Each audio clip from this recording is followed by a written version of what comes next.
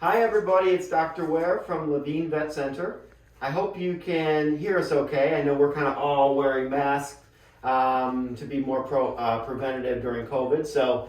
But one thing, we do a lot of veterinary orthopedics here, and one of the tough things that we go through is that, once we do a surgical procedure, most of the recovery and most of the work honestly goes on at home and involves physical therapy that you are doing, and it's really important to kind of know the concepts and techniques in order to watch your patient or your pet improve throughout the recovery process. So really what I wanted to do was a little tutorial on how I do physical therapy for my dogs post-operatively, and it's not super labor intensive. Obviously some dogs will tolerate it more than others.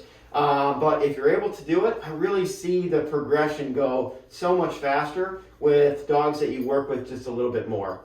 So we're going to use our patient here. We're actually doing a TPLO, so that's an a knee stabilization procedure for an ACL tear. So we're going to do it on this patient today, and it's going to be his back left leg. So I'm not going to manipulate that leg now. We're actually going to do the back right leg instead. Just so he won't be quite as sensitive. But I just kind of want to go over the basics. So when dogs have a torn ACL, that occurs in the actual knee joint, or we call it the stifle joint. Okay? So we really kind of want to focus on the knee joint during our physical therapy, but it's also the supporting muscles around that knee that can be affected when these dogs are lame for long periods of time. Their hip flexors, so right in their joint, right in their joint there, can get really tight. That involves the quadricep muscles. And you can see they're holding that leg up like this a lot of the times when they have these torn ACLs. So this quadricep muscle contracts and that hip flexor gets really tight. So one of the goals of our physical therapy is really to stretch out that muscular structure and help with mobility.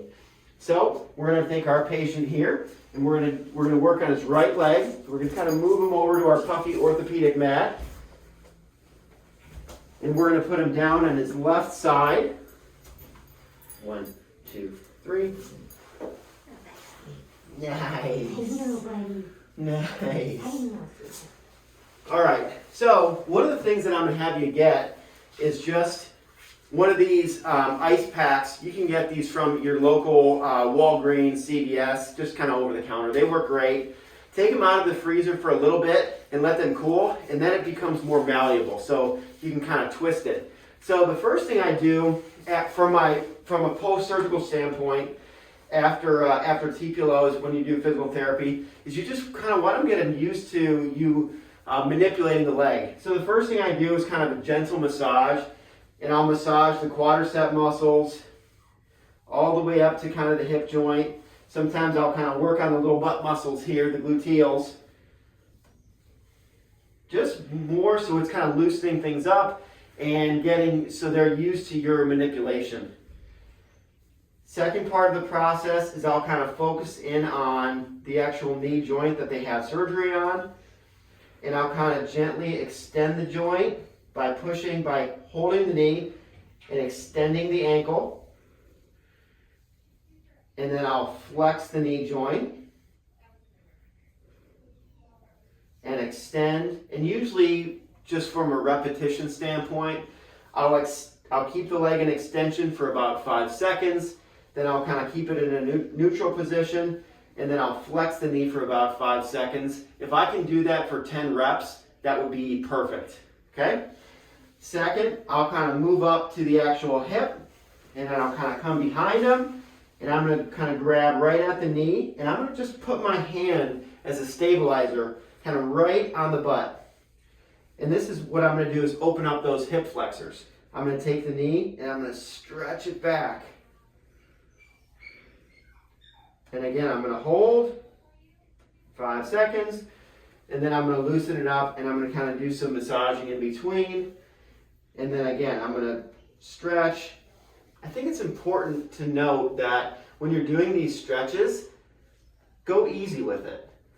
Do it kind of when you're extending the leg, go slowly, start to feel the resistance, and sometimes you can actually kind of feel them start to tremble. Don't go beyond that point. It's like if you were doing stretches and you just stretch really far, you can feel that really, it's pretty uncomfortable in your hamstring. Well, if you just take the leg and kind of wrench it back quickly, you're going to get that same reaction, and they're not going to tolerate it, and they're not going to like it. And you can actually kind of hurt them and strain that muscle. So just go easy with it. Stretch it back until you feel the point of resistance.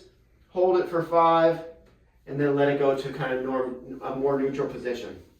Afterwards, I kind of take my ice pack, and remember, this is from a post-surgical standpoint, all this area is clipped, all right, because that's where we do the surgery. So I always take a paper towel, 1 or 2 paper towels. I'll kind of put it over the skin, and then I'll wrap my ice pack all the way around that knee joint. This helps with, it can kind of numb the area, but it can help with inflammation too, right at that surgical site. I'm going to do this for 5 or 10 minutes. And if you can do this process, this whole process should take about 15 minutes.